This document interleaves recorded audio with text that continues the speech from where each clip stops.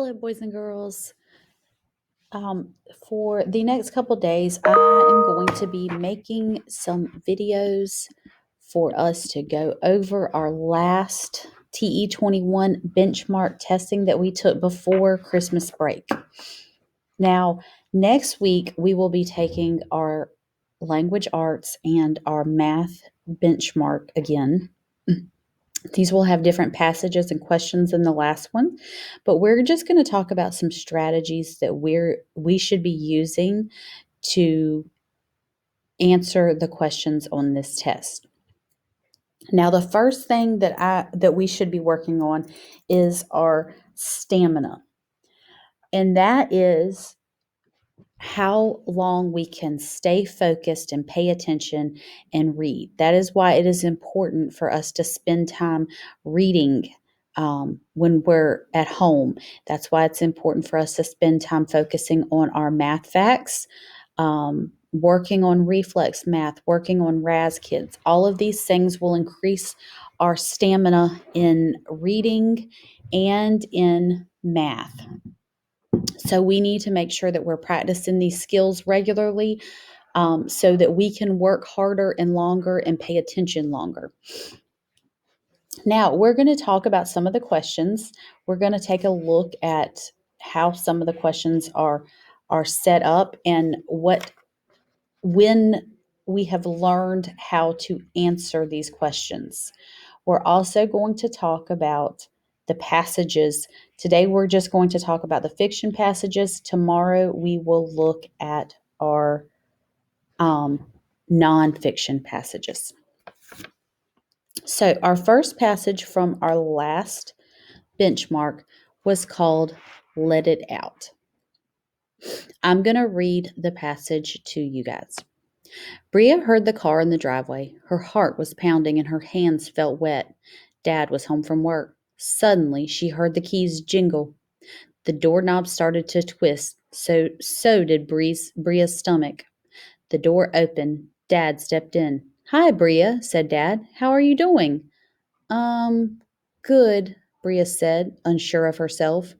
Really? Dad asked. It doesn't sound like it. What's wrong? Nothing, mumbled Bria. Bria felt butterflies in her tummy. She did not know what to say.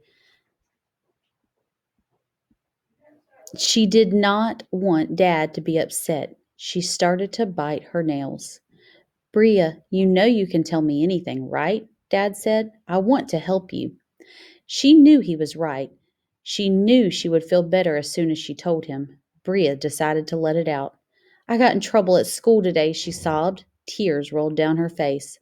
I was talking during the teacher's lesson. I just wanted to chat with my friends. Good job telling me, said Dad. He gave Bria a big hug. I know you feel down. It is okay.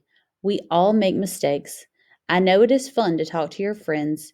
You just need to wait for the right time. You can talk at lunch or at recess. Bria beamed like a star.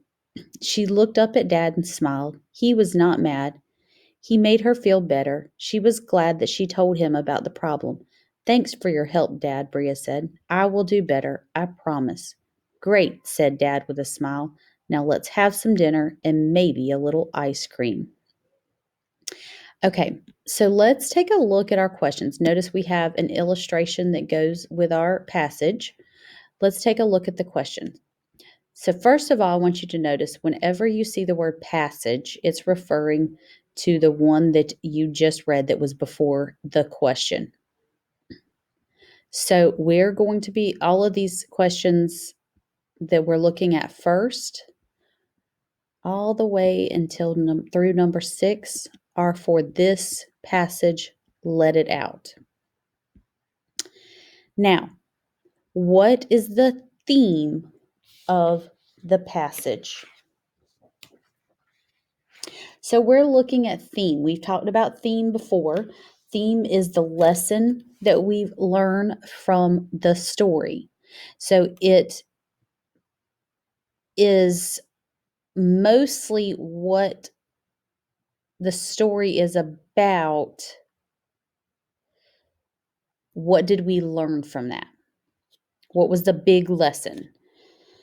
So let's look at our options. A says teachers talk for a long time during lessons. B, parents get mad when kids get in trouble at school. C, sharing your problems is the right thing to do. Or D, it is fun to talk to friends at school. So remember, theme is the lesson. What did you learn from this passage? Well, we might think that teachers do talk a long time for a lesson, but that is not what we learned in this passage. Parents get mad when kids get in trouble at school. Well, Bria's dad didn't get mad, so we know that that one is not the answer. Sharing your problems is the right thing to do. Well, if we go back and look at our passage, Bria was very nervous about sharing her problem with her dad. And then when she finally told him that she got in trouble, she felt better. And it says on paragraph 12, he made her feel better. She was glad she told him about her problem. So that could be your evidence to say that C, sharing your problem is the right thing to do. And if we look at D, we see that it says it is fun to talk to your friends at school. That might be true, but it is not a lesson that we learned in this passage.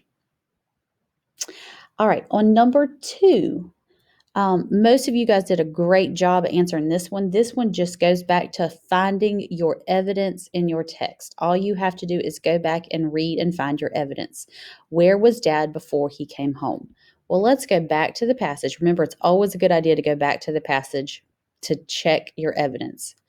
On the first paragraph, it says, Bria heard the car in the driveway. Her heart was pounding and her hands felt wet.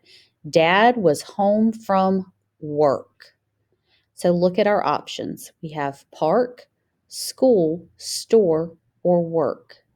So we know that D, work, is the right answer for number 2. Number 3 says, how was Dad able to get Bria to talk with him?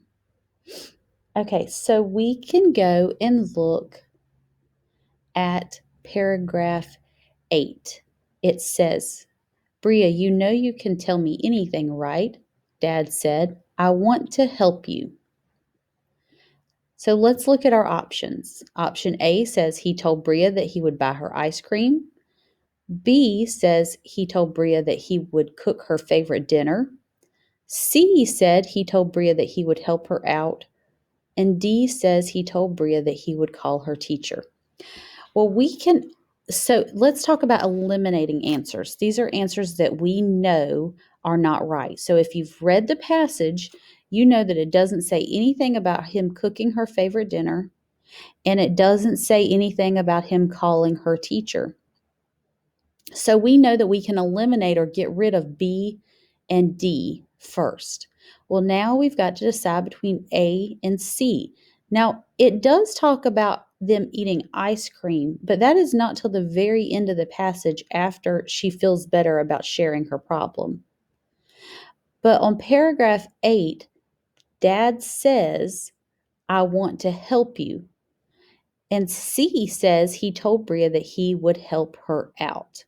So, even though it doesn't say exactly what the text says, we can make an inference that that means the same thing. The answer is C.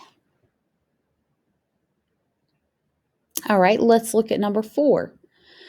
Read the sentence from paragraph 7. Bria felt butterflies in her tummy. What does this sentence mean? So let's go back up to paragraph 7 and let's read the whole paragraph. Bria felt butterflies in her tummy. She did not know what to say. She did not want Dad to be upset. She started to bite her nails. All right, so let's go back to our question and let's look at our options. A says Bria was sick from eating something bad in the lunch Dad packed. B said Bria was scared to tell Dad about what happened at school. C, Bria was excited to spend time with her dad after school. Or D, Bria was glad that Dad was finally home. Now it says that she felt butterflies in her tummy, she did not know what to say, and she did not want her dad to be upset. So let's eliminate some answers. We know it's not A because it did not say anything about her eating anything bad at lunch. And we could eliminate D because I'm sure she was glad that her dad was home, but that was not the reason that she had butterflies in her stomach. So we could also, for that same reason, eliminate C because she was not excited. If you read the passage, she was not excited about spending time with her dad at that time. So our answer would be B. Bria was scared to tell dad about what happened at school. So that is the answer for number 4. And you're going to see a lot of these on testing questions like this, where you have to figure out what a word or a phrase means. This is where you will use your context clues. You're going to read the sentences around the word or the phrase to help you figure out what it means. And then you will have to narrow down your choices and eliminate all of the wrong answers to find the right answer.